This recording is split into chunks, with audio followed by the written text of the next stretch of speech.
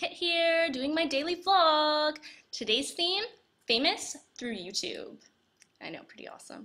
So today I was thinking to myself, there are people like Justin Bieber who've become famous from YouTube, yet I vlog every day.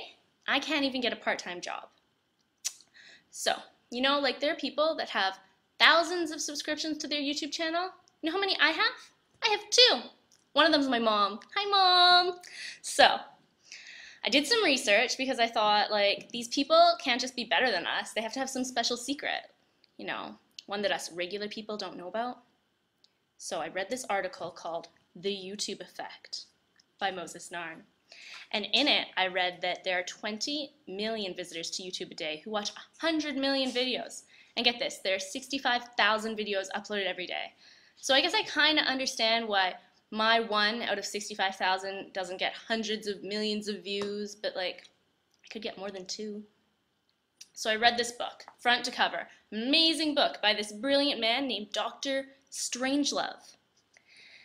Now, I could talk about this book for hours, but I'm just going to point out one little thing to you. In it, it says that 90% of amateur videos, that's me, I'm an amateur video vlogger, get viewed within the first 2 days, get at least 1 view, and that 40% get over 10. I'd like to be in that 40%, please. So, make that happen. So, I did some more research. And I read this article by Nick Salvato from MIT, and he said that one way people get famous is by doing covers of other famous songs. So, for example, we all like Justin Bieber, and we watch him on YouTube. But then this girl decides she can sing Justin Bieber songs, so she does covers of them, and they come up on the sidebar. And now there's a hot girl singing Justin Bieber, and everyone's like, I don't want to watch Justin Bieber and his funny hair singing his songs, I'd rather watch this girl. So now hot girl becomes famous from Justin Bieber, who becomes famous from YouTube, and it's like a chain reaction. So, my final tidbit of research, because I had this brilliant idea, so these people are getting famous from YouTube, so what? I want to find out, why are people watching YouTube? That way I can get ahead of the game. So I found out from this article written by Paul Hardikes and Gary Hansen that people watch YouTube because of social motivation and media motivation. So social motivation would be everybody's watching this YouTube clip and you don't want to be left out, so you watch the YouTube clip too. And then suddenly you're part of the group. You've seen the YouTube clip of the guy doing something stupid. So another social motivation would be you're really lonely, you don't have any friends, and you sit at home. And you just want to pretend that someone's talking to you, so you watch a vlog, and it's hey, I'm talking to you, you're important, we're friends, And then there's the media reasons. You want information or entertainment. So you watch a how-to video to know how to play a song, or you watch someone being dumb to get a good giggle. So those are why people watch YouTube, and now that I know, I'm going to be someone that people watch, because, I can pretend to be your girlfriend. It's not that hard. So until tomorrow, peace out. Hey guys, sorry I haven't posted a video in a while, but I actually just watched this video about a blogger complaining how she's not famous, and I thought it was pretty funny, so I made a video response to this, where I'm going to talk about how we can use YouTube as a tool for self-promotion. So keep watching if you're interested, and don't worry, it's not going to be another one of those how to become famous on YouTube videos. We've seen those all enough. Instead, I want to take a look at some scholarly sources so we can help us understand this social phenomenon. So I found this article that talks about impression management, and for those of you who don't know, I pull up a definition here on my computer. Impression management refers to the activity of controlling information in order to steer others' opinions in the service of personal or social goals. So this study was actually conducted in Taiwan, but I feel that it holds a lot of truth in North America. And it discusses 3 different tactics that people use on YouTube.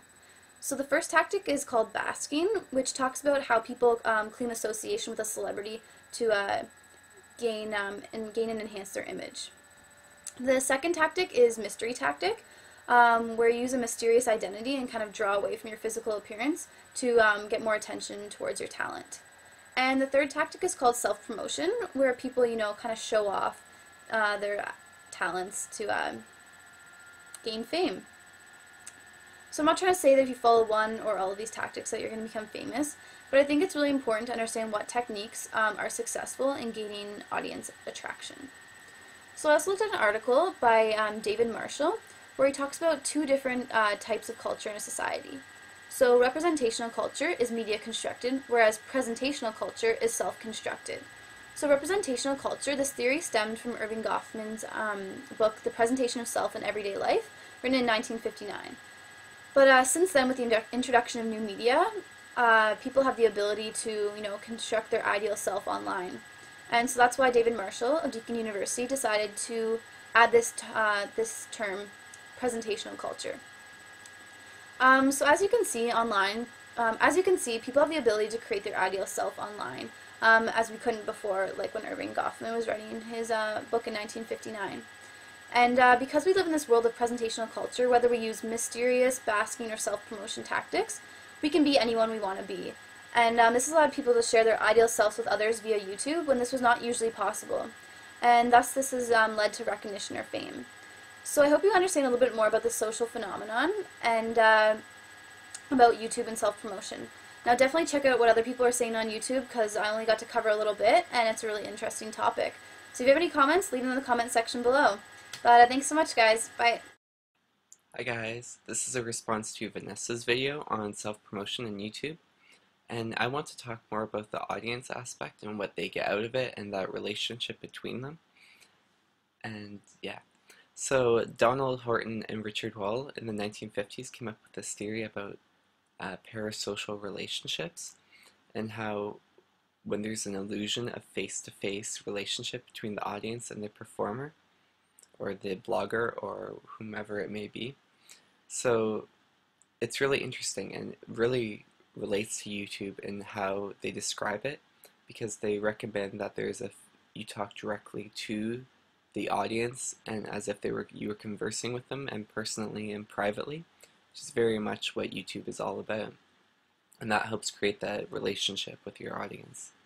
So a good example is in their article is The Lonesome Gal, which was a radio broadcast about a lonely woman in 1951, and became very popular, and of course it was fake, and it's similar to Lonely Girl 15 from the 2000s, which was the same content, pretty much similar content, and was also popular because people could connect and relate to her and have that parasocial interaction. So Anthony Elliott talks about how we use celebrities and media to create a collective identity and use it as a socialization tool. So once we make those relationships with the celebrities, and it's creating a collective identity because everyone else who viewed the video is also in on the joke or whatever the video was about.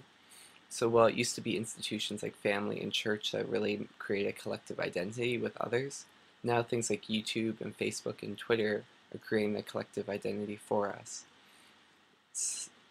So an example would be Britney Spears, who when we all watched her in the news every day and she was having issues, everyone in Western society knew about it and could talk about it, and that was a collective identity. So the stars of YouTube are more than just famous. They're creating a parasocial relationship with their audience, and as they get that fame and popularity out of it, the audience also gets the collective identity, which reflects and gives them a personal identity as well, and what they'll learn things from that socialization.